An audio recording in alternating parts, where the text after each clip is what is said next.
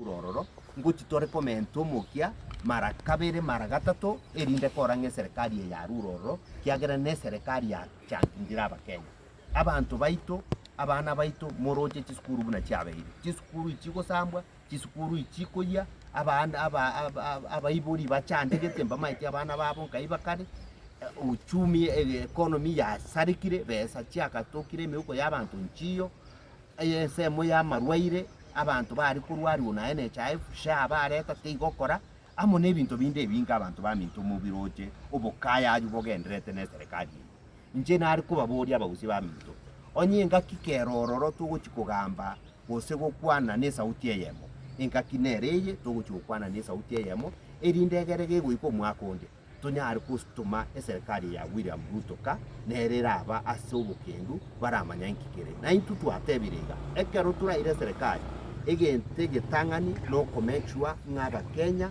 babikirwase baranyare gukora ibiasara byabo batayiponya kogoswa barabe kwase emishahara yabo etayikonajwa amo nebintu binde binge nabakumya aba bakumire ebintu by'abantu mbaye gwa matuko 50 omo erindegere bayiranye ebintu onye mbaye gochikoiranye ebintu by'abantu erindere nabaroba rutwamo igo nari kubasaba bagusiba mitase more ese yeje bono mwajero rase yansi byayiti ekero nakwana n'abantu aba boborendi bituko lyare romambya ibante bingabarayi batatu kurwese meya gusi ibabibe kirororo bakunya kokurigererwa kokunya kuringori wiki bakora oyo mono mosike kibagendi oyo bwato mutini uria oyo nde no museneto ito momo imonyoka kurubusonga nere bakunya kubwatya kunya kurigereria kororanki yao kora noyo nde ninche oyibabwate terero igo muntu otigaire bono bakunya kuringoria no musikuito onyonka nere babegete naende obujunki obwirindegere bakunya kubwate nari kubateriga ese iyeje yonsi igegocha esa odi twamuire gose twatebire aseri boy irimo intuna abarayi baito kurusiga iga itogochikobwatsyo omusikoyo ito mwana ito Fred Okengo matiangiri ndegere abe serikali ine rese gitobekere igo nari kubasaba abantu bami eje bono goiketoreta abo kyagire segiye esegi yabarayi tayi yabarayi esegi yabarayi nesegi yegesaga ntugwana ini igo tigatubwatera neamo erindegere tuichamo yego iko mwakonde erindegere tuserie serikali yeye nari turanyare kwa abakenya baitu guswe na inte gingoteba kurubono iga bono banko nimono tindi gochigokira igo ntagete turwane segiye takomweri na inde ntebe iga ase segiye yonsi ipiegendrete omuchumbo West Mugrango muske Steve Mugaka no aribi igore karo bakunya kurigereri n'umuntu onka yare nero yo momo kubatenga umuntu yugara asigete na ikinare kotebia omusike Steve Mugaka erebono engaki yaye yaerire abana inchi boredi ba West Mugrango bamuire nga Steve Mugaka tagutwara kirugo kende gose tako batamwende yabutwa igo ese ngento yuko nyakoretu ubuchingo bwako nyagoita eta kunya kutumike serikali erindegere gutuminyokia inje gonta gedemo te umuskoyo igaganye 2027 togende paro kya bakenya bamwe kuboro omurayi onde bwensi orachiko bagago tumeka nebisa kubinde kurwanyegesa kutyomo usi buno mosike stimo gakamo nabande aba usiba minto engakiye yaikire mugwenete gutenena abantu abambanyo wano eneri bagari yogo kwana neba no ene tundubari neba no ena matanga ando simba kwana erindegere gose ekiagera na bakwira niegesa kunyuma igabara ibuna abo abantu bamintase muri barigererie erindegere na bituranyare korosisa asa ya mange biamono na wate nipatiane ni nafasi kidogo kidogo nani yangu intimidate. This is what happens. You got 20 policemen and more to one person who is unarmed, who is in his home, who is peaceful. You come with guns and threaten him. You come with plainclothes policemen and tell him that he needs to explain something at the station.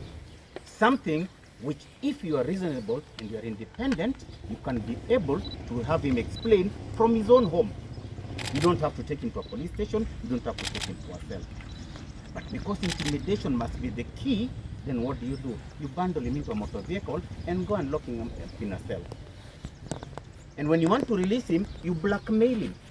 You tell him you must obey what we want to tell you to do so that we can release you. How then do we trust such a government?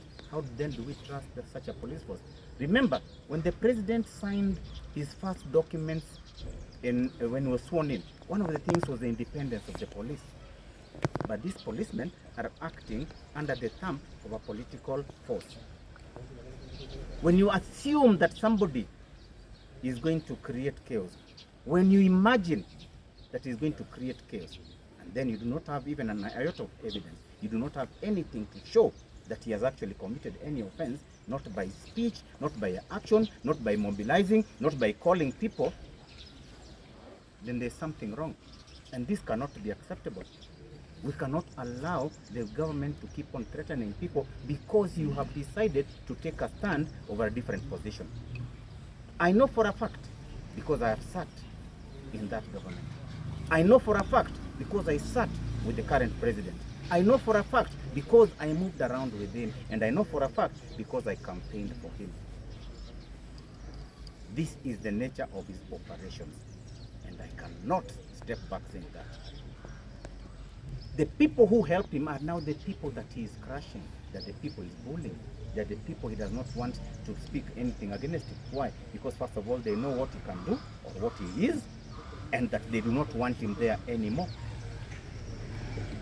This cannot be the way, because when you promise people that there will not be any harassment, people will not be arrested haphazardly and all that, and yet you go back and do the same thing, tell me why we should trust you as our president. Tell me why we should trust you with your cabinet of your Minister of Interior and the PS. You are seeing people being beaten in Kisumu. You are seeing members of parliament who are in the opposition being beaten and being harassed. When did this start? It is because we have kept quiet. It is because we think that this is normal. It is because we are saying it will maybe tomorrow will come. But we can't wait for tomorrow. This is the time to act. This is the time to tell them this is wrong. If actually, and this is a fact, if Mheshimiwa Kemosi had done anything wrong, do you think they could have released him? No. Today he would be in court. Today he would be facing charges. But why? Because today there is some intended mandamano and all that they think that maybe he may, and this is an imagination, that he might be able to mobilize people or do such a thing. But even in arresting him and putting him in custody with no exact charges or any wrong that he has done, the people knew.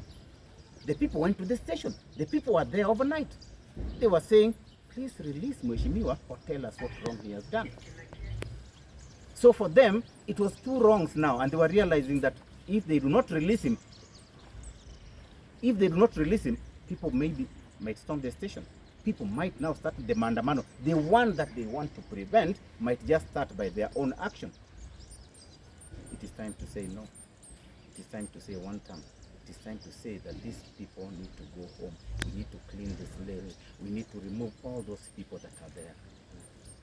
The only way is to inject and say it is a one-term system. Let that gentleman leave and go home. And I'm certain when he goes to rest, we will not bully him. We will not harass him.